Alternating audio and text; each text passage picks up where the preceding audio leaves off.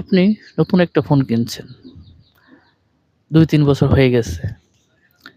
এই ২-৩ বছরের ভিতরে যত অ্যাপ ইনস্টল করছেন এবং আনইনস্টল করছেন, একটা অ্যাপ কিন্তু ডিলিট হয় নাই। কিভাবে ডিলিট করবেন? স্ক্রিন স্ক্রিনটা লক্ষ্য করেন এবং এরকম গুরুত্বপূর্ণ আপডেট পেতে আমার পেজটা ফলো দিবেন এবং টাইমলাইনে রেখে দিন। স্ক্রিনটাকে লক্ষ্য করুন। প্লে স্টোরে যাবেন। এই যে যেখানে ফটো দেখা যায় এখানে ক্লিক করবেন। তারপর ম্যানেজ অ্যাপ অ্যান্ড ডিভাইস, তারপর ম্যানেজ,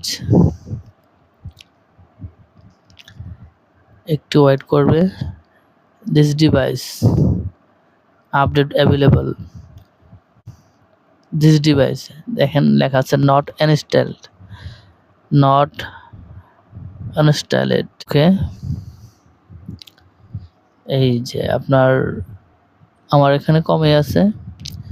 আপনার এখানে যেগুলো অ্যাপ ইনস্টল করছিলেন এবং আনইনস্টল করে ফেলছেন এই যে এখানে শো করবে। তারপরে এখানে মার্ক আছে, এই যে মার্ক করবেন। এই যে মার্ক করে এই যে করসপয়েন্ট ডিলিট, করসপয়েন্ট টিপ দিবেন। এই যে লেখা আসলো রিমুভ, রিমুভে দিবেন। একবারে ক্লিয়ার হয়ে গেল।